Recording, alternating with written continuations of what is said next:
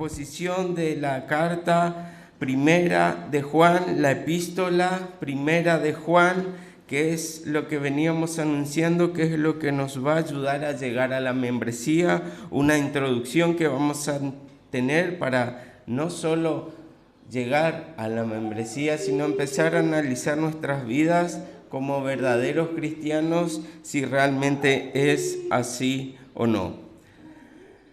Vamos a orar para comenzar. Señor, una vez más te pedimos que bendigas esta reunión, esta palabra, esta exposición, que obres en tu iglesia, que alimentes a tu iglesia, que podamos aprender una vez más qué quieres hablarnos, cuál es tu voluntad, qué deseas para tu iglesia hoy. Usa con poder tu verdad y tu espíritu, Señor, que nuestro espíritu se humilla ante ti, ante tu verdad, pueda reconocerla, aceptarla y seguirla. Te lo pedimos en el nombre de Jesús. Amén y amén. Y para hacer una breve introducción del libro de Primera de Juan, Primera de Juan es una carta que claramente o con certeza no nos deja ver quién es su autor. Entonces podríamos decir que no sabemos a ciencia cierta cuál es su autor, pero la gran mayoría de los teólogos y nosotros también nos inclinamos porque esta carta ha sido escrita por el apóstol Juan, el mismo apóstol que escribió el Evangelio de Juan, Segunda, Tercera de Juan y Apocalipsis. Juan, el que se llama a sí mismo como el discípulo amado, Juan, el hijo de Zebedeo. Y nos inclinamos a esta postura, a tomar al apóstol Juan como su autor, porque podemos encontrar notorias similitudes con el Evangelio de Juan. Allí podemos entonces observar una continuidad en el tema y en la forma de expresarse de este mismo autor. Entonces se repiten cómo él expresa las ideas, se repite cómo él desarrolla las ideas y se repiten una y otra vez los mismos temas que se hablan en Juan. Pero las enseñanzas que más se van a resaltar en este libro, que lo vamos a encontrar aquí, son la vida, una vida en obediencia, el amor y la verdad. Sobre estos tres pilares se va a desarrollar todo el libro de Primera de Juan y va a ser de forma cíclica una y otra vez, volviendo a los mismos temas, pero de diferentes puntos de vista. Primera de Juan, vamos a ver que habla de la vida en obediencia, de la verdad y del amor, y cada vez va a ir retomando nuevamente estas enseñanzas, esta doctrina, pero desde distintos puntos de vista, y no por esto que esté repitiendo y diciendo lo mismo, sino que nos va a llevar a profundizar y detallar más en cada uno de ellos.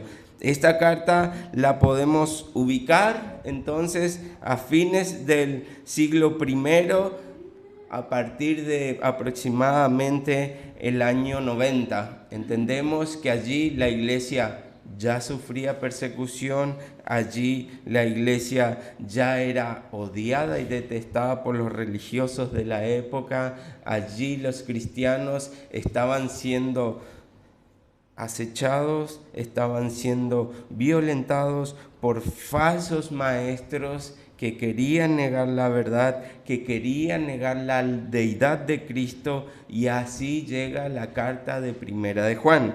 Un gran teólogo nos habla de la estructura que posee Primera de Juan.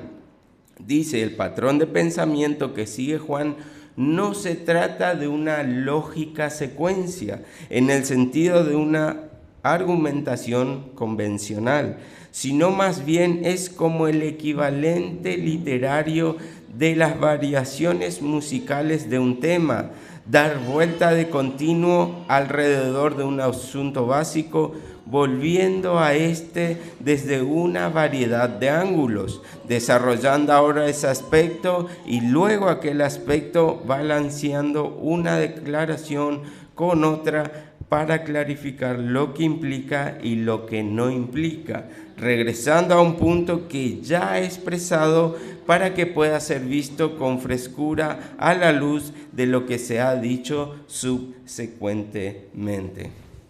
Entonces, Juan va a tomar la verdad, el amor y la vida de obediencia y una y otra vez va a explicar de ellos desde distinto punto de vista, otros ángulos y otras formas de expresarlo. ¿Cómo podemos dividir Primera de Juan? Bueno, vamos a encontrar una introducción, un prólogo en los versículos 1 al 4 del primer capítulo, que es lo que vamos a exponer hoy. Vamos a encontrar una conclusión en Primera de Juan 5, versículo 3 al 21, y en el centro simplemente encontraremos el desarrollo de los temas que hemos mencionado como pruebas para examinar nuestra vida. Nos va a hablar de la prueba moral, aquella vida de obediencia, una prueba social, aquello que debemos actuar en amor fraternal, y una prueba doctrinal que es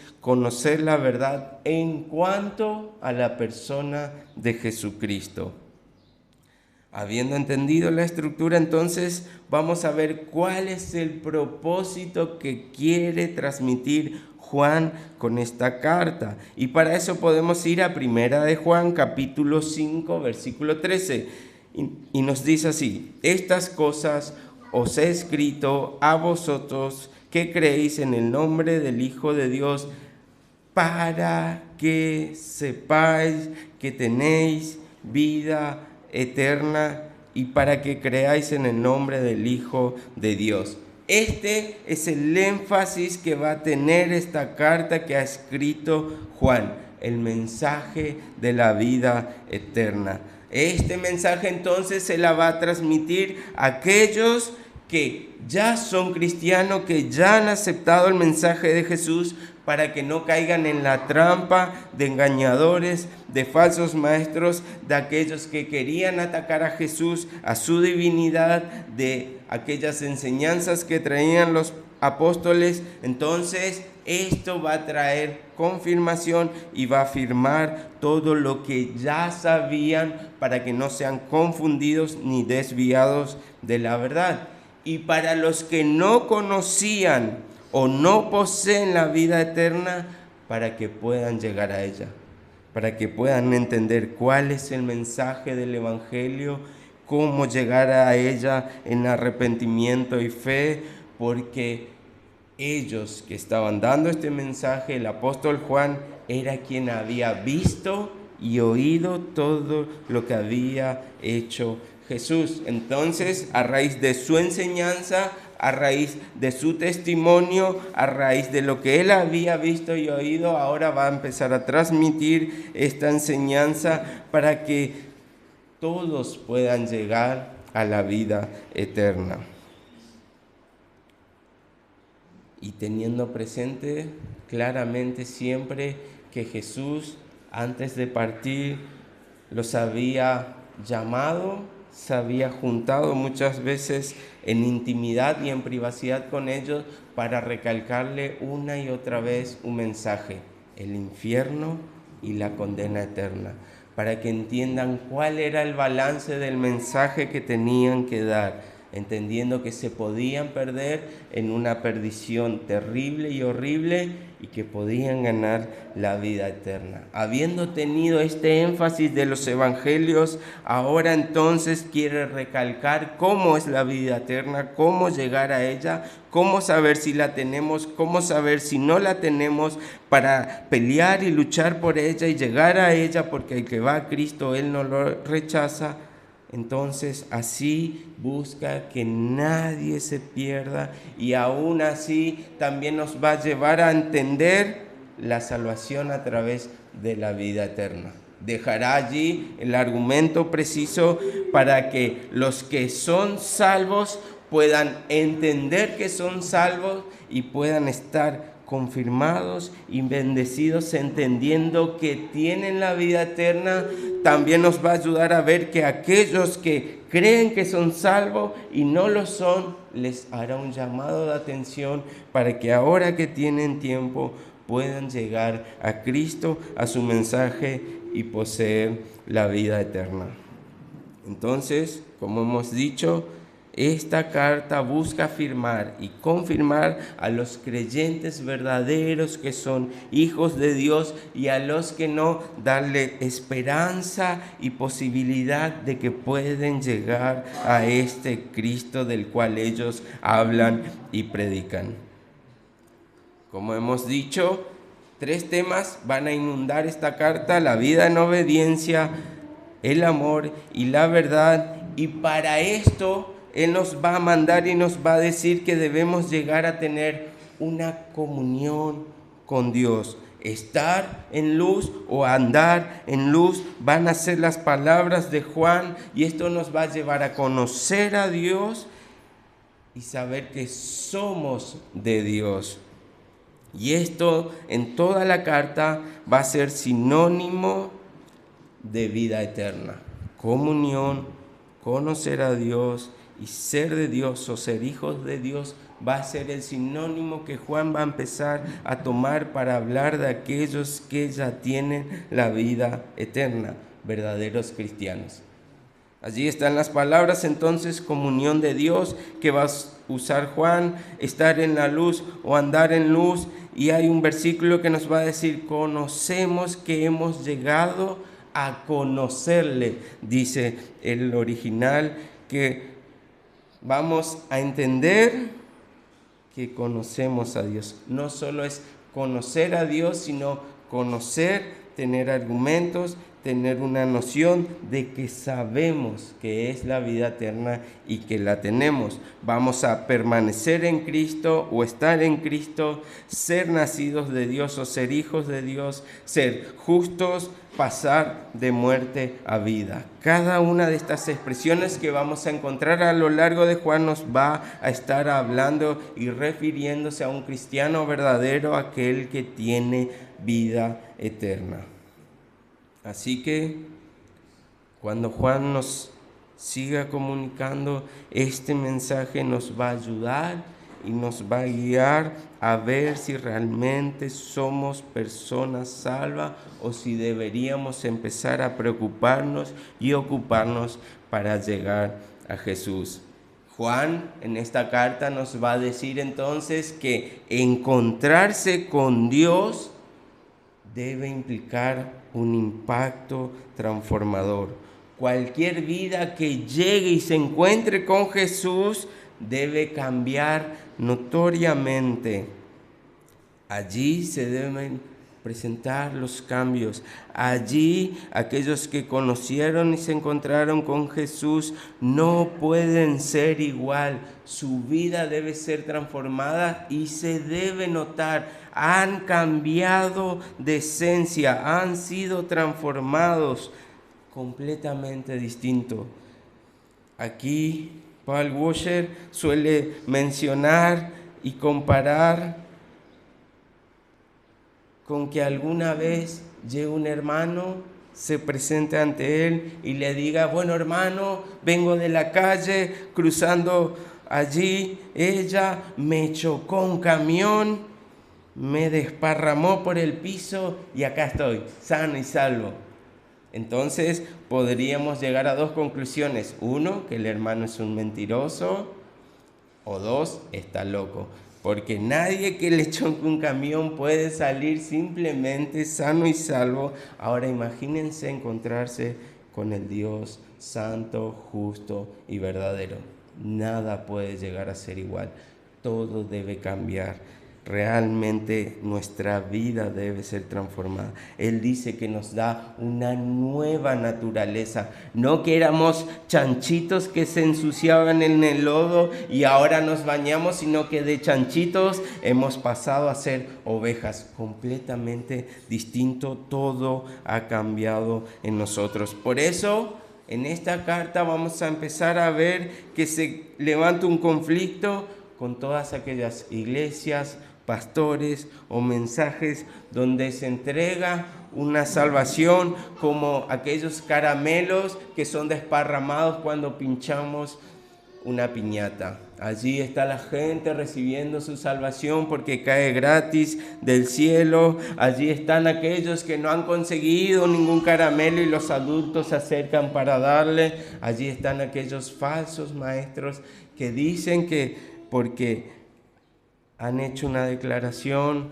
porque han llegado a su iglesia, porque repitieron una oración, porque tomaron nota de sus datos en un papel, ya son cristianos. Aquel evangelio liviano va a quedar completamente fuera de lugar en esta primera carta de Juan. Allí entonces nos estará recalcando nuevamente que el Señor no solo nos va a estar librando del infierno, sino también de la culpa y del pecado ahora, en esta vida y en la vida venidera. Juan va a tratar de corregir todas esas malas enseñanzas, aquellos ataques que estaban recibiendo estos hermanos, y va a tratar de darles seguridad a aquellos que ya saben que son cristianos y tienen vida eterna, o va a tratar de llamar la atención a los que aún no han puesto su confianza en Cristo y su confianza está puesta en un ídolo.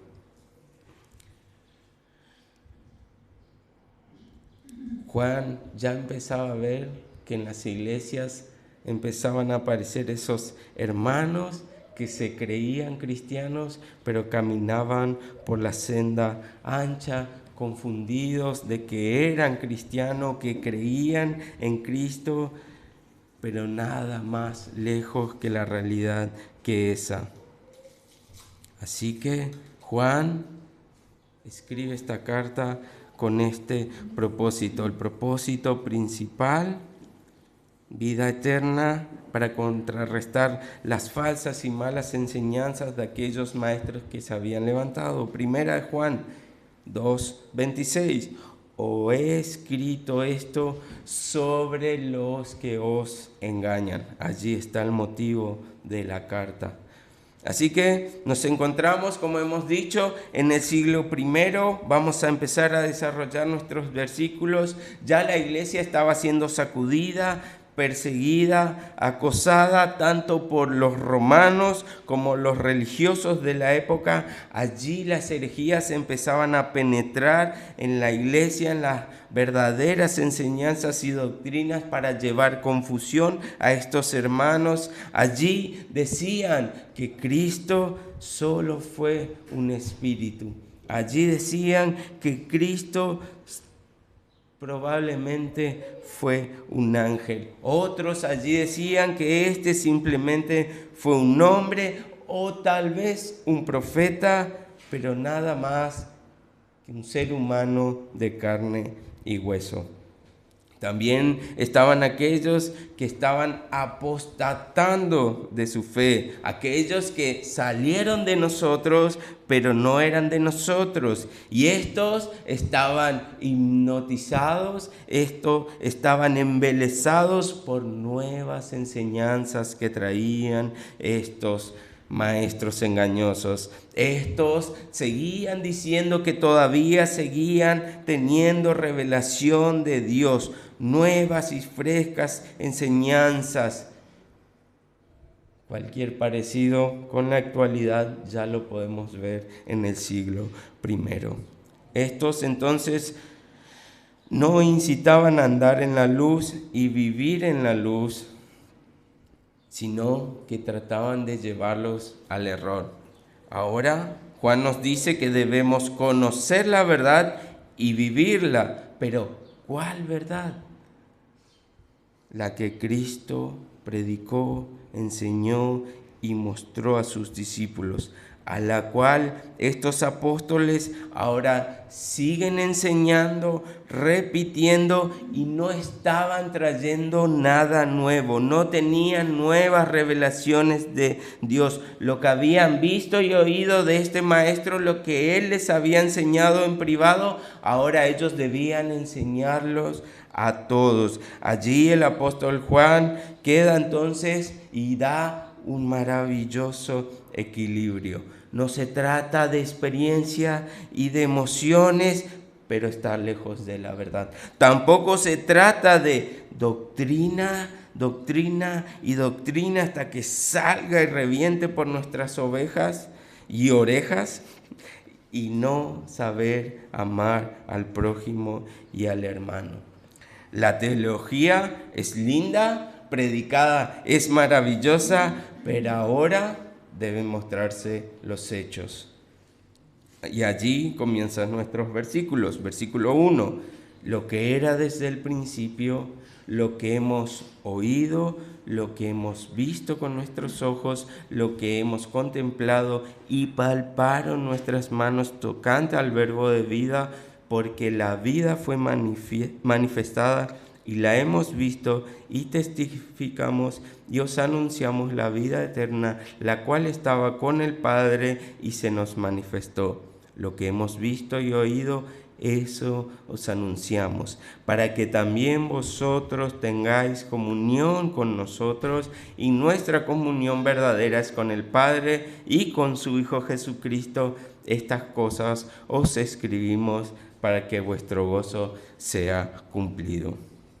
Esta introducción para una carta realmente es rara y confusa, porque las cartas de la época tenían aquella introducción donde se presentaba yo, apóstol de Jesucristo, Pablo, Juan, Marcos, Lucas, lo que sea, se presentaban, y luego a la iglesia a los hermanos y luego allí en la conclusión un saludo fraternal de parte de, saludar a, dar un ósculo santo a, pero aquí en esta carta ese orden, ese formato no aparece. Entonces se cree que más bien la carta de Juan se asemeja más a un sermón poético que a una carta precisa y hecha en esa época. Allí Juan entonces empieza con un carácter pastoral y los llama hijitos, amados, hermanos, y allí en este carácter, en esta calidad de hermano, empieza su mensaje. Un mensaje que nos dice y comienza como debería comenzar: el verbo tocante de vida, Jesucristo. Juan entiende muy bien que hay un solo mensaje que solamente debemos predicar de una sola persona, el verbo tocante de vida, Jesucristo. Todo mensaje de sana doctrina comienza con Cristo y este crucificado. Por eso nos dice lo que era desde el principio. Y eso nos lleva inmediatamente a Génesis 1:1. En el principio creó Dios. Y entonces ahora podemos ir a Juan capítulo 1, versículo 1 y 2, con el que hacemos referencia, que es el mismo autor, y nos dice: en el principio era el verbo, y el verbo era con Dios, y el verbo era Dios. Este era en el principio con Dios. El mensaje del Evangelio siempre fue desde el principio. Nunca hubo otro mensaje. Siempre entendemos que el mensaje que se predica desde Génesis hasta Apocalipsis era que debía venir el Mesías, el Cristo anunciado, que se iba a encarnar, se iba a humillar hasta lo sumo e iba a ser entregado hasta la muerte de cruz, por amor a nosotros, por perdón de nuestros pecados, cuando aún éramos sus enemigos. Este es el mensaje desde el principio. Siempre la salvación fue por creer en este mensaje, siempre la salvación fue por creer en este que había de venir. Antes nada más que decían y esperaban al que debía venir. Ahora nosotros miramos hacia atrás y decimos: el que ya ha venido, en ese creemos y esperamos que regrese. Pero siempre nuestro deseo, nuestra obediencia y nuestra creencia está en Cristo, en el que es, en el que era y en el que ha de venir.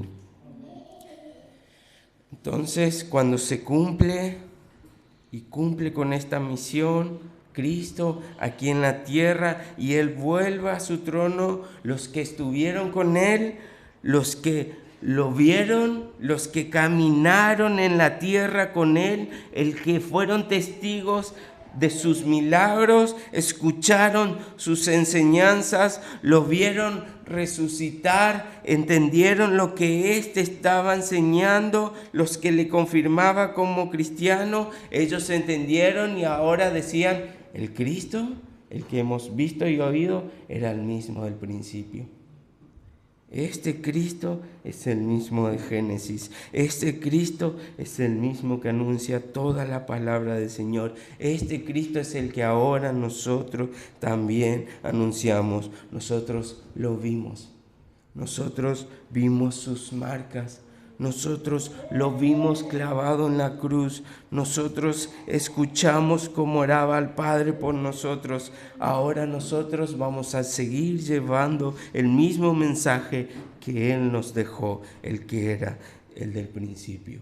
No hay otro mensaje, no hay nada nuevo, solo es el mensaje de Cristo, el mensaje de salvación por su sacrificio, por su sangre. No hay otro mensaje. La vida eterna está en Él, en Cristo. El que lo sigue, el que lo escucha, el que lo obedece, el que lo ama, ese tiene vida eterna. Ese es el que fue transformado por Cristo. Entonces ahora Juan va a decir vida, verdad y amor, vida eterna para ese hombre. Si creen en esto y creen en el que hace esto, aquel que es amor, aquel que es la verdad y aquel que es la vida, que es Cristo, tendrán y tienen vida eterna. Pero nuevamente allí estaban los hombres que se creían sabios y empezaban a abrazar el gnosticismo, no conformándose solo con Cristo. Allí estaban aquellos que decían, bueno, debe haber algo más. Bueno, seguramente nosotros podemos hacer algo más. Bueno, seguramente nuestras obras también pueden adornar este mensaje de este. Y allí Juan, nuevamente, con su autoridad apostólica, decía, no. Solo hay un mensaje, el mensaje que se predicó en el principio, el mensaje que predicó Cristo, que es solo Cristo.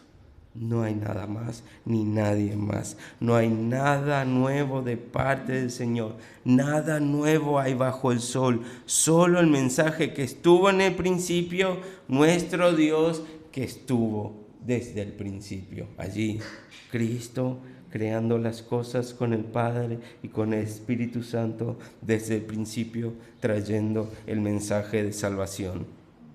Jeremías 6:16, así dijo Jehová, paraos en los caminos y mirad y preguntad por las sendas antiguas, las del principio, la cual sea el buen camino y andad por él y hallaréis descanso para vuestra alma. Y allí están estos hombres. La respuesta del pueblo era lo mismo que estaba presentándose aquí, mas dijeron, no andaremos. Al igual que aquí, estos hombres rechazaban el mensaje del principio, rechazaban el mensaje de las sendas antiguas. Esto ahora siempre queriendo algo más que sendas antiguas, algo más que el mensaje del principio, algo más que Cristo, empiezan a traer cosas al mensaje que ya está completo. Y así y allí comienzan las herejías, allí comienzan todas las malas enseñanzas que llegan hasta hoy, que se escurren hasta hoy y siguen apareciendo en el día de hoy. Por eso aquí Juan nos llama a mirar solo a Cristo. Por eso no solo nos dice miren a Cristo, sino también nos dicen contémplenlo.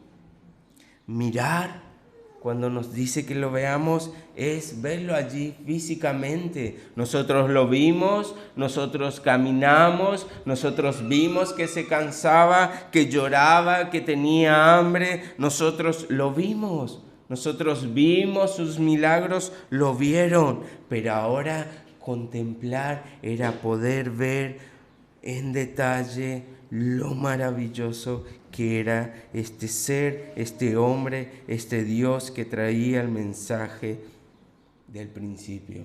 Ahora nos llama a perdernos, a eclipsarnos, observando su majestuosidad. Ahora vamos a ver lo maravilloso que es tener a Dios caminando entre nosotros, y ahora vamos a entender el mensaje del principio. Allí están los que van a las cataratas y uno puede ver aquellas aguas, pero cuando nos ponemos a contemplar decimos, es impresionante, tanta agua. ¿Quién, si no solo Dios, pudo crear esto? Y allí nos quedamos pasmados, anonadados, contemplando la majestuosidad de esto. Y esto es lo que nos está transmitiendo Juan.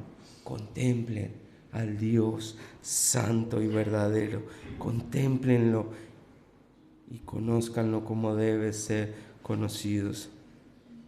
Estos hombres entonces pudieron contemplar a este Dios encarnado con toda su hermosura, con sus palabras de enseñanza, con aquella misericordia y gracia que Él daba, con su amor, con su poder para hacer milagros sin límites en lo natural, en lo espiritual. A este debían contemplar. Ayer, aquel que hizo tantas cosas que ni aún escribiendo todos los libros de todo lo que hizo podrían entrar en la tierra. Allí contemplando solamente podían decir verdaderamente este hombre era el Hijo de Dios. Contémplenlo y véanlo. Este sí vivió en un cuerpo real, este sí resucitó con un cuerpo real, no era un fantasma, no era un ángel, no era un espíritu, porque él debía encarnarse, debía tener una vida perfecta, teniendo y experimentando toda tentación, pero no cayendo ni cediendo en ninguna, porque en él no hubo pecado, mas por nosotros se hizo pecado para derramar su sangre de su cuerpo en aquella cruz y así pagar el precio de nuestra vida para darnos esta promesa que trae Juan, vida eterna. Aquel que fue aceptado por el Padre, aquel sacrificio que fue tomado por el Padre como el Cordero perfecto, inmolado, sin mancha, es el que quita el pecado del mundo y ahora nos puede otorgar la vida eterna. Solo Cristo. Lucas 24, 39 al 43. Mirad mis manos y mis pies, que yo mismo soy, palpad y ved, porque un espíritu, y allí ya se decía esto de Jesús, un espíritu no tiene carne ni hueso, como veis que yo tengo. Y diciendo esto, le mostró las manos y los pies, y como todavía ellos de gozo no lo creían y estaban maravillados, les dijo, ¿tenéis aquí algo de comer? Entonces le dieron parte de un pez asado y un panal de miel, y él lo tomó y comió delante de ellos. Soy real. Mírenme, pellizquenme, tóquenme, no soy un espíritu, he cumplido lo que tenía que haber cumplido. El mensaje desde el principio hoy se cumplió. Yo soy el Cristo que se encarnó en un cuerpo físico para asemejarme a ustedes y para pagar el precio que ustedes no podían pagar. Soy real. Un Cristo 100% hombre y un Cristo 100% Dios. Ahora nos deja ver el para qué de estos versículos. Y dice, para que tengáis comunión con nosotros. El mensaje del principio, solo Cristo, es con un objetivo: tener comunión unos con otros, tener comunión con los hermanos. Y si abrazamos este mensaje, si abrazamos este Cristo, entonces vamos a tener comunión entre nosotros, vamos a tener comunión con los apóstoles y por ende vamos a tener comunión con Cristo y con Dios el Padre. Y allí Juan está enfatizando con Cristo y con Dios. Ambos son Dios. Entonces, nuestra unión empieza y contempla a Cristo volviendo a entender el mensaje de salvación. Esto nos une. Este mensaje, su verdad, nos lleva a la comunión unos con otros.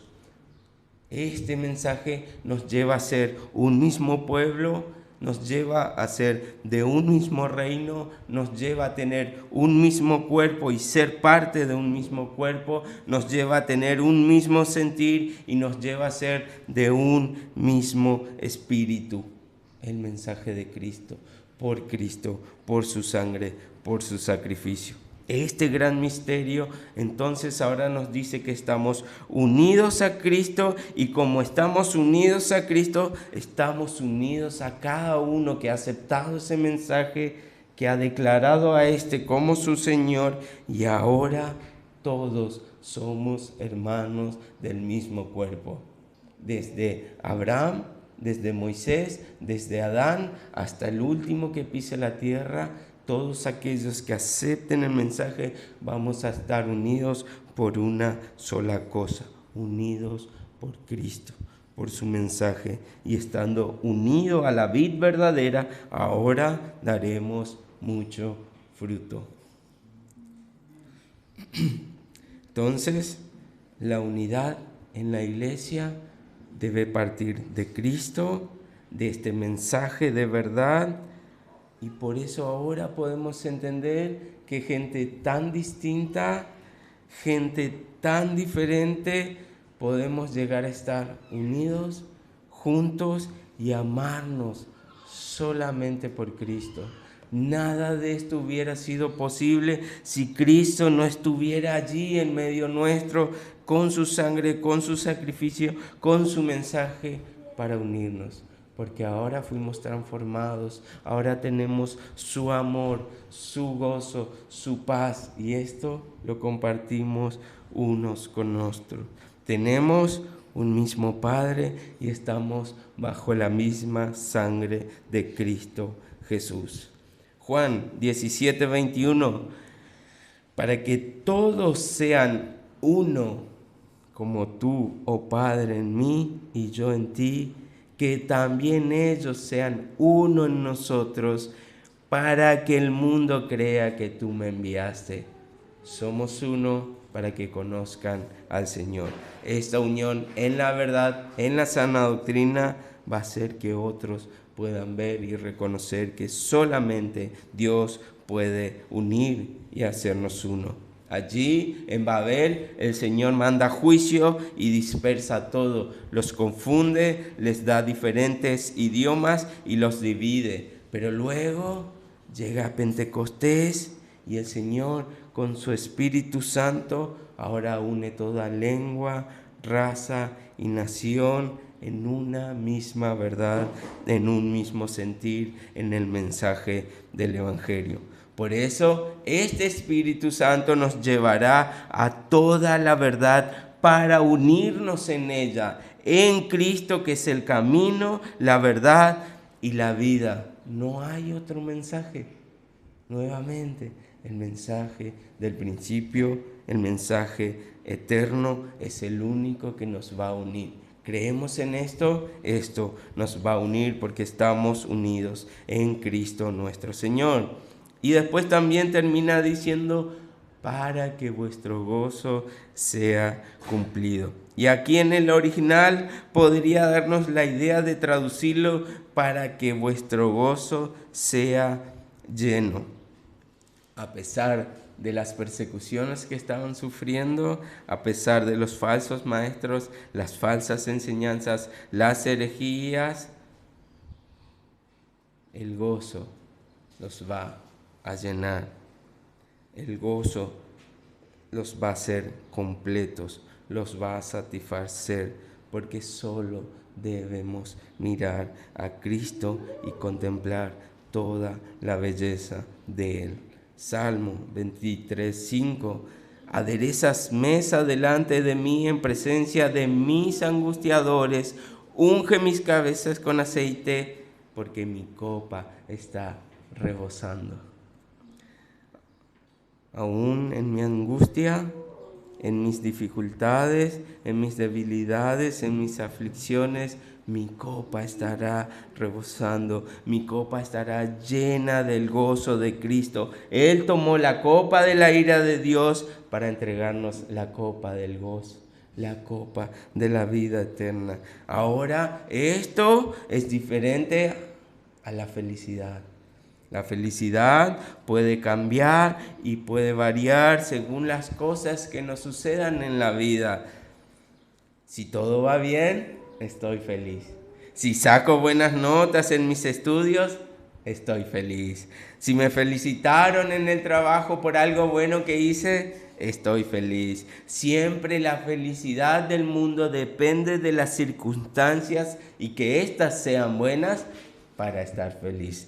Pero el gozo es perpetuo, el gozo es eterno, el gozo estará pese a la circunstancia, pese a las situaciones, porque el gozo no depende de las pequeñas cosas de este mundo, sino que depende de las grandes cosas eternas de los cielos y del reino celestial. Así que podemos estar tristes, pero gozosos. Podemos pasar por aflicciones y que nuestro semblante caiga, pero nuestro corazón está gozoso porque siempre va a estar lleno y rebosante de la gracia, la bendición y de la misericordia de Dios. Martin Lloyd-Jones lo dice así: jamás conoceremos el gozo hasta conocer a Cristo. Es el origen del gozo. Él es la fuente de toda bendición. Todo viene a través de Él. Antes, pues, de que Juan empiece a tratar ninguna otra cosa, habla de Él. Mira a Cristo y solamente a Cristo. No busque algo, ni lo busquemos a Él por algo. Solo debemos buscar a Cristo y en Él lo hallaremos todo. Todo después será añadido. El gozo llegará, la paz llegará, el amor llegará, la vida eterna brillará para nosotros, pero mirando a Cristo, teniendo el gozo que Cristo nos da. No debemos confundirnos y debemos tratar de mirarnos a nosotros para llegar a este gozo. Allí empezarán las cuestiones, las preguntas y los argumentos. ¿Será verdad el mensaje nuevo que traen? ¿Y si creo? ¿Y si no creo? ¿Y si peco mucho? ¿Y si peco poco? ¿Y si pierdo la salvación? ¿Si el Señor me acepta? ¿Si el Señor me perdona? Solo debemos mirar a Cristo, mirar su cruz. Allí podremos ver que están clavados todos nuestros pecados y nada podrá robarnos el gozo. Allí podremos ver que solo nuestra confianza está puesta en este que venció al mundo, a la muerte, al pecado, a Satanás, a sus demonios, y en Él está puesta nuestra confianza. Nada la puede arrebatar. No debemos mirar en nuestro interior para encontrar gozo, paz, salvación y tantas otras cosas que solo vamos a encontrar mirando a Cristo. No debemos depender de nosotros, de qué tan buenos cristianos somos, de cuán santos somos, de si pecamos o no pecamos, si dejamos de pecar o no, si sirvo mucho a Dios o no. Solo es Cristo. Es su salvación, es su sacrificio. Allí está nuestro gozo. Allí debe estar el gozo de aquellos que tienen vida eterna, y este no se perderá jamás. Tampoco debemos mirar en nuestros sentimientos, tampoco debemos tener una seguridad de salvación o no. No nos hacemos salvos por tener seguridad de nuestra salvación. Hay mucha gente que cree y asegura ser salvo, pero van camino al infierno. Y hay muchos que no tienen idea, que dudan de su salvación, pero allí entrarán caminando al reino de los cielos y el Señor los aceptará. Entonces, en ese momento, cuando empecemos a cuestionarnos, allí en ese momento, cuando lleguen las dudas como querían implantar estos falsos maestros, cuando nosotros mismos dudemos por nuestros combates internos en nuestra conciencia, en nuestro corazón y en nuestro sentimiento, allí debemos mirar a Cristo. Y como la película de Lucas, debemos decir: silencio, Bruno, y callar todo aquello que entorpezca el mensaje de Cristo, el mensaje de salvación, y poner nuestra confianza solo en Cristo. Por eso Juan nos dice: lo que yo he visto, lo que yo he oído, lo que yo he palpado tocante al verbo de vida, ahora se lo estoy presentando a ustedes para que lo vean. Es Cristo, mírenlo, contémplenlo en su majestad. Es hasta que su belleza lo eclipse todo y no tengamos ojos para nada más que Cristo y su majestuosidad. Solo es Cristo. Todo pasará entonces ahora a un segundo plano cuando podamos ver a Cristo. La tormenta callará. El león que quiere devorarnos se apacentará. La ansiedad huirá de nosotros. La confusión y las tinieblas se disiparán por la luz admirable. Tus pecados ya no te acusarán. Solo debes mirar a Cristo. Mira a Cristo hoy y en la eternidad. Vamos a verlo en toda su gloria, en todo su esplendor. Vamos a poder disfrutar de Él y allí lo vamos a poder tocar. Allí lo que hoy nuestros ojos espirituales pueden ver, nuestros ojos físicos podrán verlo. Allí podremos ver las señales por las cuales Él fue partido en la cruz. Solo debemos ver a Cristo. Job 19, 25 al 27. Yo sé que mi Redentor vive y al fin se levantará sobre el polvo, y después de deshecha esta mi piel, en mi carne he de ver a Dios, al cual veré por mí mismo, y mis ojos lo verán y no otro, aunque mi corazón desfallece dentro de mí. El mensaje de Juan en su introducción es: mira a Cristo, mira su mensaje, cree en Él, el mensaje de los siglos, el mensaje que no variará, el mensaje que no cambiará por la eternidad. Todo pasará menos la verdad y el mensaje de Cristo, este resucitado que pagó por nosotros. Mira a Cristo y tendrás vida eterna. Amén.